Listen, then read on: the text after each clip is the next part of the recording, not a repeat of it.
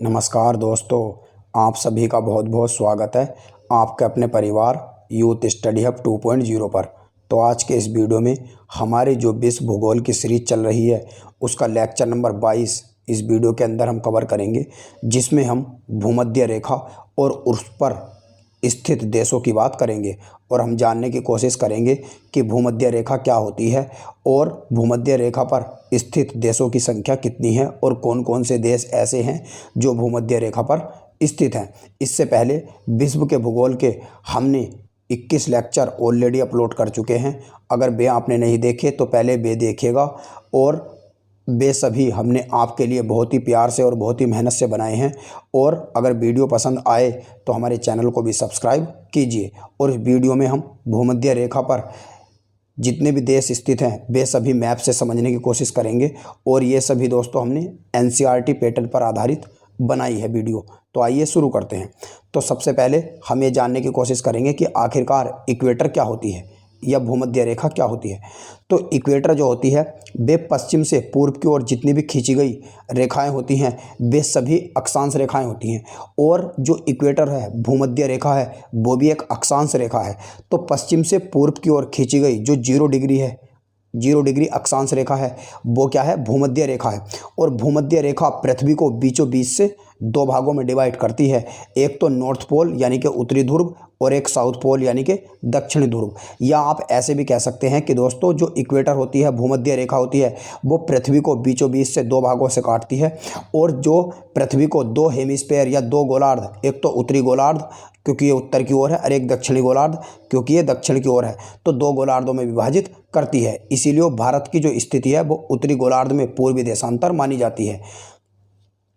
और जो भूमध्य रेखा है इसे हम विषुवत रेखा भी कहते हैं, और यह पृथ्वी के बीचों बीच स्थित है, जिसके कारण यह पृथ्वी को उत्तर से दक्षिण 2 बराबर भागों में विभाजित करती है। और भूमध्य रेखा की लंबाई जो है वो 40,090 किलोमीटर है, जैसे कि मैंने आपको बताया। तो अब आपकी समझ में आ गया होगा कि भूमध्य रेखा क्या है।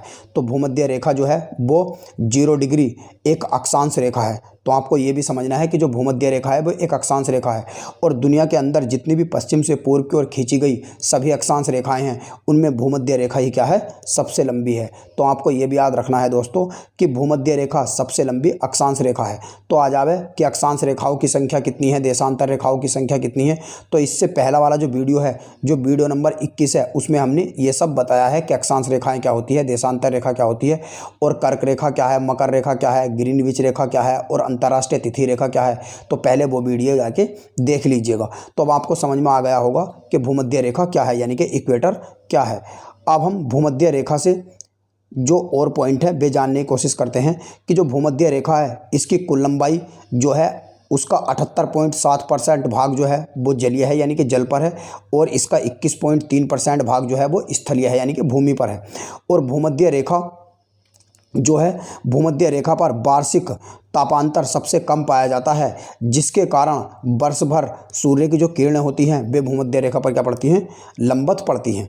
तो ये फैक्ट भी आप याद रखिएगा। अब अगर दोस्तों हम बात करेंगे कि भूमध्य रेखा पर स्थित देशों की संख्या, तो आपको ये पता होना चाहिए कि भूमध्य रेखा पर जो स्थित देशों की संख्या है वो टोटल कितनी है, 13 है। यानी कि टोटल 13 देश हैं जो भूमध्य रेखा पर स्थित हैं। वे कौन कौन से देश हैं ये मैप के माध्यम से मैं आपको बता देता हूँ। पहला कोलंबिया। अगर हम नॉर्थ अमेरिका की दक्षिण अमेरिका की अगर हम बात करेंगे, जिसमें टोटल नंबर ऑफ कंट्रीज कितने आते हैं, 13 आते हैं। 13 ही कंट्रीज हैं दक्षिण अमेरिका में भी, और भूमध्य रेखा पर भी स्थित देशों की संख्या 13 ही है। तो दक्षिण अमेरिका के अंदर अगर हम बात करेंगे तो दक्षिण अमेरिका के अंदर 4 कंट्रीज़ हैं, यानी कि एक तो है कोलंबिया, एक है इक्वाडोर और एक है ब्राज़ील। दोस्तों फ्रेंच गियाना भी यहाँ पड़ता है, मगर फ्रेंच गियाना फ्रांस की टेरिटरी है, वो एक देश नहीं है, तो इसलिए हम उसे नहीं गिनेंगे। तो आपके लिए यह याद रखना है, अगर फ्रेंच गियाना को हम गिनेंगे तो 4 हैं, वरना दक्षिण अमेरिका में 3 देश आते हैं, कोलंबिया, इक्वाडोर और ब्राज़ील। आपको दक्षिण अमेरिका के अंदर भूमध्य रेखा पर स्थित देशों की संख्या 3 ही याद रखनी है, वो मैंने बता दिया, कोलंबिया, इक्वाडोर और ब्राज़ील। और अगर हम बात करेंगे अफ्रीका की, तो अफ्रीका में साओ टोमो आता है, गैबोन आता है, और डेमोक्रेटिक रिपब्लिक ऑफ कॉन्गो यानी कि DRC आता है, और इसका छोटा भाई जो रिपब्लिक ऑफ कॉन्गो है वो आता है, युगांडा आता है, केन्या आता है, और सोमालिया आता है, जिसे सोमालिया दोस्तों पायरेट्स ऑफ द कंट्री भी कहा जाता है। और अभी हाल ही में रिसेंटली जो पाकिस्तान के यानी कि फिशरमैन है, यानी कि मछुआरे हैं, उन्हें भी जो इंडिया की नेवी है उसने बचाए हैं। तो सोमालिया को पायरेट्स ऑफ द कंट्री भी कहा जाता है, यानी कि ये लुटेरों का देश भी कहा जाता है, क्योंकि जितने भी पायरेट्स हैं वे सब सोमालिया के ही हैं और वे हाईजैकिंग करते हैं किसकी, जो शिप होते हैं उनकी। और अगर हम बात करेंगे एशिया महाद्वीप में, तो मालदीव है, इंडोनेशिया है और किरिबाती है। आपको ये याद रखना है कि भारत जो है वो भूमध्य रेखा पर स्थित देश नहीं है। भारत कौन सी सीमा पर स्थित है या कौन सी लाइन पर स्थित है, तो भारत है कर्क रेखा पर स्थित। ये भी आपको याद रखना है। तो भारत भूमध्य रेखा पर स्थित नहीं है, कर्क रेखा पर स्थित है। ये सब आप याद रख सकते हैं। और टोटल नंबर ऑफ कंट्रीज कितने हैं, 13 हैं, जो मैंने ये आपके लिए लिख भी दिए है और मैप में भी समझा दिया है। तो अब आप समझ गए होंगे कि भूमध्य रेखा क्या है। जो 0 डिग्री अक्षांश रेखा है, जो पश्चिम से पूर्व की ओर खींची गई 0 डिग्री अक्षांश रेखा है, उसे हम भूमध्य रेखा कहते हैं। और भूमध्य रेखा पृथ्वी को 2 बराबर भागों में उत्तरी गोलार्ध और दक्षिण गोलार्ध में बांटती है। और अगर हम बात करेंगे भूमध्य रेखा की, तो भूमध्य रेखा पर स्थित देशों की संख्या कितनी है, टोटल 13 है। अब दोस्तों अगर मैं आपको ट्रिक से समझाने की कोशिश करूँ कि भूमध्य रेखा पर स्थित देशों की संख्या 13 है, ये कैसे याद रखनी है, तो पहला है, इसे आप ट्रिक से याद रख सकते हैं, CBI से GK माली, CBI से GK माली।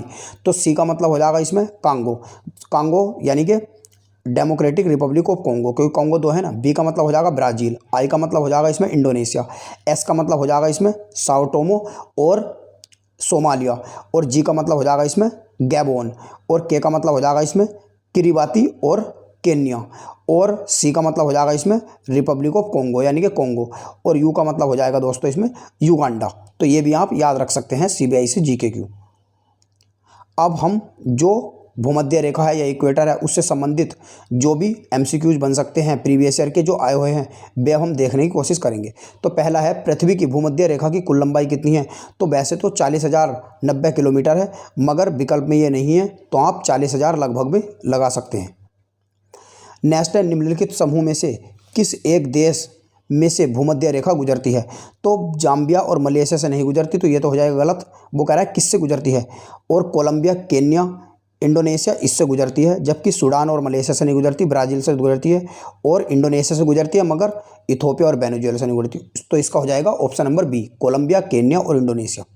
नेक्स्ट है, निम्नलिखित में से किन देशों से होकर भूमध्य रेखा नहीं गुजरती है, तो गैबोन से तो गुजरती है, सोमालिया से भी गुजरती है, और भूमध्य रेखे गिनी यानी कि इक्वेटोरियल जो गिनी है इससे नहीं गुजरती, और रुवांडा से भी नहीं गुजरती, रुवांडा की जगह युगांडा से गुजरती है। तो इसका हो जाएगा गैबोन और सोमालिया यानी कि 1 और 2, यानी कि वो कह रहा है नहीं गुजरती है, तो नहीं गुजरती किससे नहीं गुजरती, 3 और 4 से नहीं गुजरती, तो 3 और 4 option number D. Next question है, भूमध्य रेखा निम्नलिखित में से किस देश से होकर नहीं जाती, केन्या से होकर जाती है, इंडोनेशिया से भी जाती है, ब्राज़ील से भी, मैक्सिको से नहीं जाती। मैक्सिको नॉर्थ अमेरिका में मिलेगा आपको, अमेरिका के नीचे। नेक्स्ट है, निम्नलिखित में से कौन से देश से भूमध्य रेखा स्थित है, तो भूमध्य रेखा कौन कौन से देश ऐसे हैं जो भूमध्य रेखा पर स्थित है, कोलंबिया है, केन्या है, ब्रुनई नहीं है, वेनेजुएला भी नहीं है, तो इसका हो जाएगा 2 और 3, तो ऑप्शन नंबर हो जाएगा इसका बी। नेक्स्ट क्वेश्चन है, भूमध्य रेखा गुजरती है, कैमरून से गुजरती है, नहीं गुजरती, वेनेजुएला से नहीं गुजरती, कोस्टा रिका से नहीं गुजरती, केन्या से गुजरती है, तो उसका हो जाएगा ऑप्शन नंबर सी।